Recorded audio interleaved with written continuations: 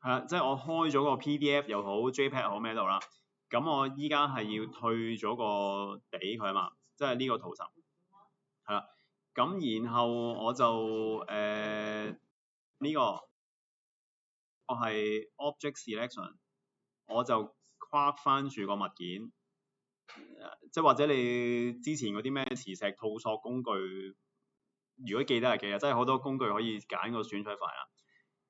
佢要諗一陣啦。佢選取咗佢之後咧，你就 Ctrl J 將佢起咗出嚟。依家佢係透明背景啊嘛，係啦，佢由你原本嗰個白色底嗰度起咗出嚟。咁我就再開一個黑色背景俾佢。黑色背景係因為方便我自己睇個效果啊嘛。黑色背景點開咧？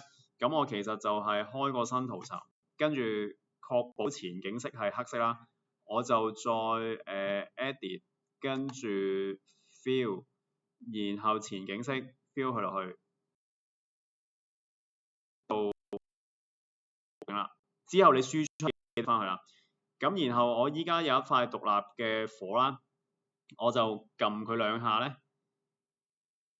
就會開到呢個圖層嘅 style， 圖層嘅一啲特效，即係發光啊、冚啲質感落去啊，唔同好多嘢玩嘅。咁我分別要 set 咧就係外光暈同埋內光暈啊嘛。咁你撳一剔咗佢，再撳落去咧，就會 set 佢相關嗰啲數值㗎啦。呢個係 outer glow， 剔係着咗佢啦，再撳落去咧就係 set 裡面唔同嘅變化。咁啊，如是者你參考呢個設定去改啦。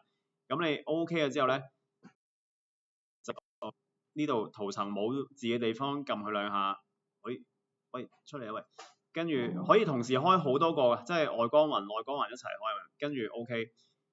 咁好啦，然後我有第二塊火啦，即係假設係咁樣啦。你想將佢變形嘅，頭先我講過就係 filter， 跟住液化啊嘛。咁你開咗液化嗰個我轉頭呢個面板咧，即係話好複雜咁樣，其實你唔使理佢嘅，佢都係好似有個魔術手指咧捉就得㗎。呢個你點樣較大個筆刷 size 咧？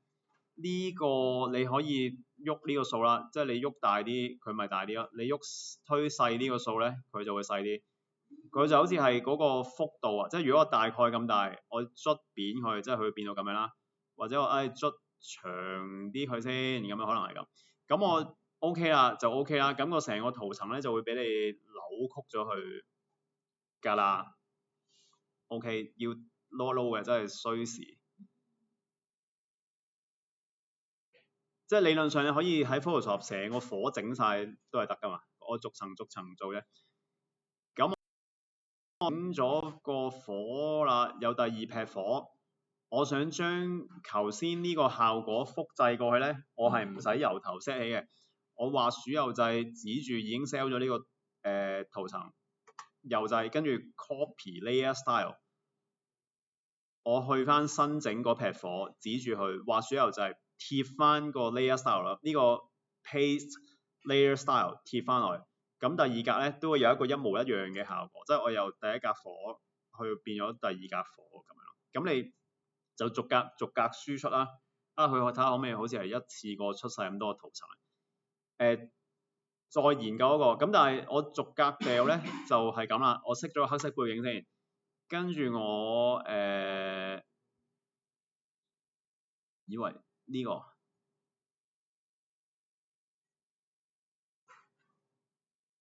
file 跟住 save a copy， 我出個 PNG 檔，咁就會掉到出嚟，你就改翻個名啦。咁你就逐格改，咁啊應該可以放翻落去其他軟件嗰度用㗎啦，就係咁。